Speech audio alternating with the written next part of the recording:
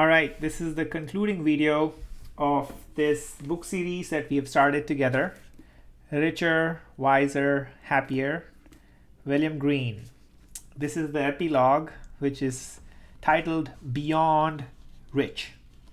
So we've seen through 8 previous videos the journey of super investors.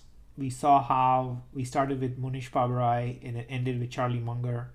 And we saw how what made them more rich, what is their unique style, what made them wiser, and most importantly, what made them happier. Because richness is the starting point, but there is beyond richness that's actually the meaning of life. I think in this last chapter, I think there was a quote that I really liked, which was by Charlie Munger, and I'll read that. It says, if all you succeed in doing in life is getting rich by buying little pieces of paper, he's referring to cash, it's a failed life. If all you succeed in doing in life is by getting rich by buying little pieces of paper, it's a failed life. Life is more than being shrewd in wealth accumulation. Charlie Munger. Right, so we saw how each of them made life modifications. They stick to their gut. They did what they understood. They adapted themselves. They had developed inner scorecards. They played in the game that they were good at. And most importantly, they went beyond money accumulation. But I think they were able to go beyond money accumulation into areas like health, happiness, doing what they're doing, because they actually figured out the foundation, which was accumulating money. So I think they are able to do everything that they're able to do because they have enough money. So it starts there. So I feel the biggest takeaway is you need to keep your eyes beyond money, but make no mistake that you need to have enough investments and savings to even start to think about how you go beyond being rich, right? Because there are many important things, and I agree with Charlie Munger that hey, money matters at some point, but it's not the essential ingredient which will make you feel abundant. Sure, you will have abundance in terms of comfort. You will not have to think about the basic necessities in the Maslow's hierarchy of needs, which is food, clothing, shelter, and many more things. But there will be times where you will question, am I happy? Am I contented? Am I healthy? Right? Look at these guys. They've been investing for like 50, 60, 80 years, Charlie Munger and Warren Buffett, but they're still around. Let's say you save a lot of money and you die because of a heart attack, or if you die because of any terminal disease that you develop because of your unhealthy lifestyle at, let's say, the age of 40. And that's a terrible life. You just spent your majority of your life, you didn't spend it with your loved ones, and you just focused on gathering money, and at the end you quickly died, right? So remembering this is important. And richness is important first step. It can get you comfort, but it can't get you contentment. It can't get you love. It can't get you happiness. It can't get you health. It can build the foundation so that if you think beyond richness, that you can do what you like to do, improve your skill, contribute to the community, spend time with your loved ones, take care of your health, and make a better contribution to the society. At the end of it, we're all here to serve the community in which we are. None of us can live alone and fulfill all our needs. Simple things like even like a pencil. I can't make a pencil.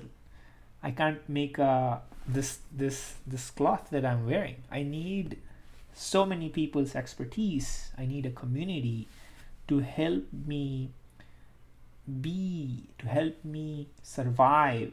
And that community depends on my skill sets to contribute. So I contribute in the field of computer science primarily, and educate a large team of people to build software at scale. That's my core competency, skill, and passion. And by doing that, I am serving the society. So likewise, figuring out how you serve, what do you enjoy serving, what's your formula for contentment, what gives you true happiness, that's important. And remember that to make all the sacrifices that you do for money, remember that you're making conscious decisions as to what you're willing to give away, right?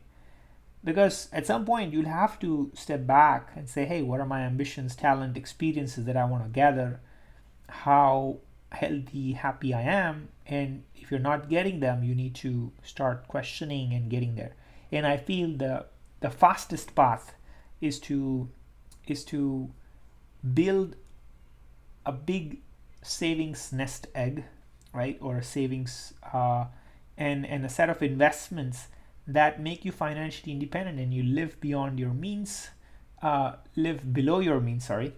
And if your savings rate is under your control, then you have, if you work hard for the next 10-20 years, if you start from college, you would have saved enough to not have to depend on money externally.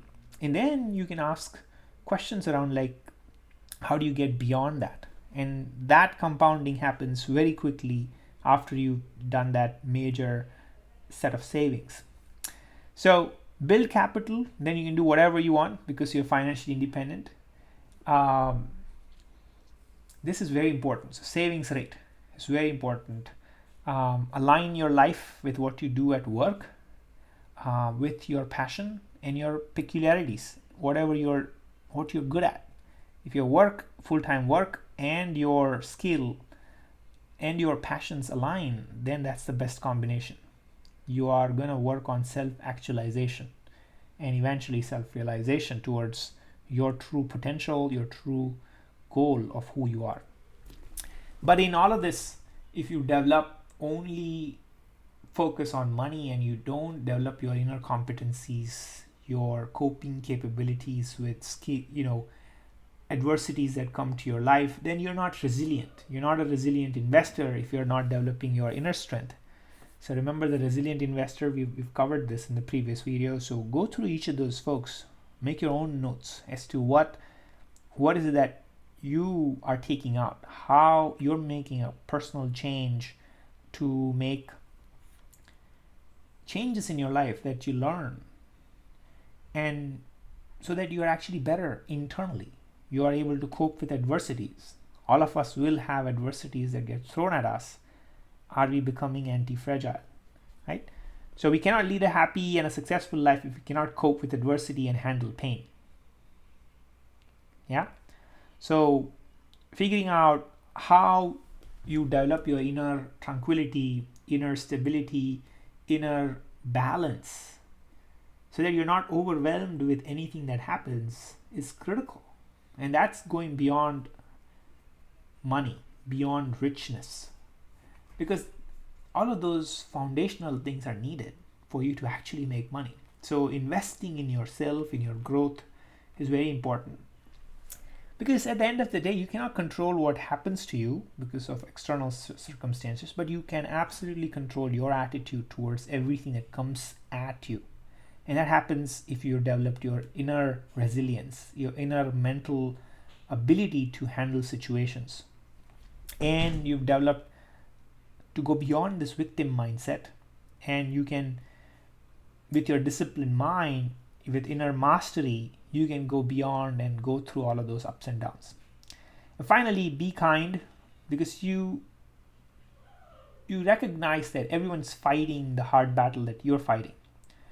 So train intensely, do something great with life, go beyond money, focus on setting high goals, achieving them, save enough, set clear goals, visualize, remove self-doubt, Build a mental practice, daily routine that you have where you visualize the goals that you want to get to. Train extremely hard. Hard work, there's no substitute. You'd have to train extremely hard. And make yourself financially bulletproof. Like, have enough cash saved for at least 2 years of your expenses, an emergency fund, build an insurance, have a health insurance so that you don't get completely wiped out. Remember, anti-fragility. Save enough. The first step, save enough for 2 years of your expenses. Don't invest, I would say. Save enough for 2 years of expenses. That covers your emergency fund and all of this. And then aggressively invest your savings that you have to such an extent that your investments are enough to sustain you for the rest of your life.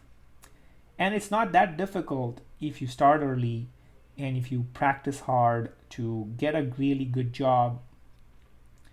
You can do it. And so being bulletproof is very important financially. And remember this, and so there's this spreadsheet that I created that I'll share with you. In a sense, right, stock market will give you 7% return. So this is how much you need to be financially independent. So let's say you want your expenses or your income that you want to sustain yourself is 100,000. So if you have invested 1.4 million, which is basically this divided by this, then you will get 100,000 just from your investments every year at a 7% stock market return. So if you invest and build 1.4 million over the next 10 years by saving, let's say, some amount of money, or even next 20 years. So you can plug this in. If let's say all you want is 50,000, you need $700,000 at a 7% returns.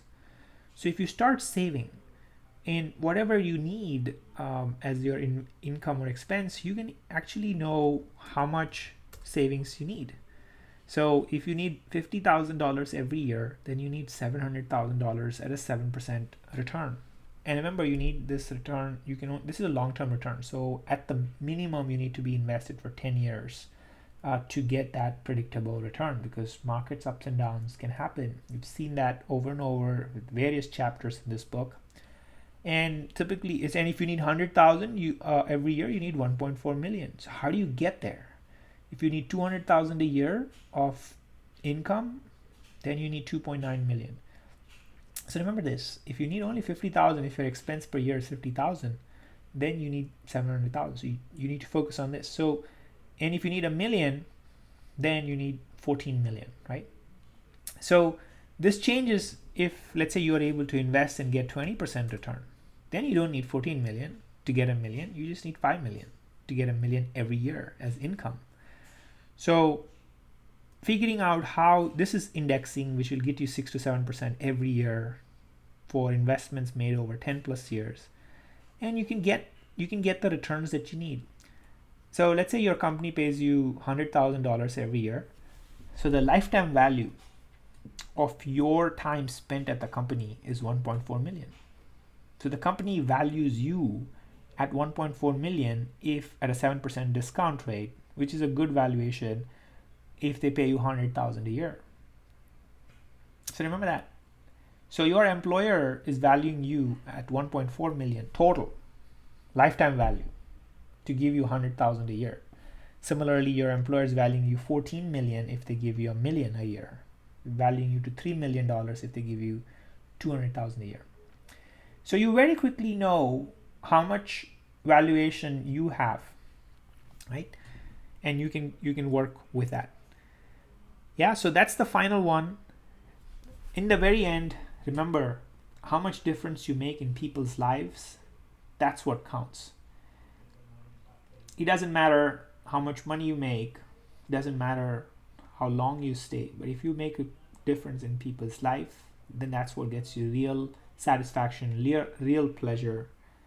And that's your real bank account.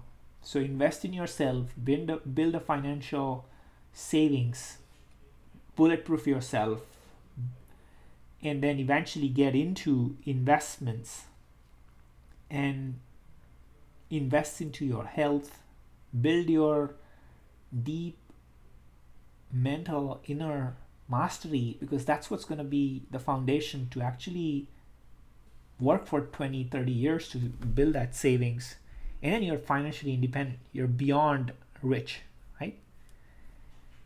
Thank you.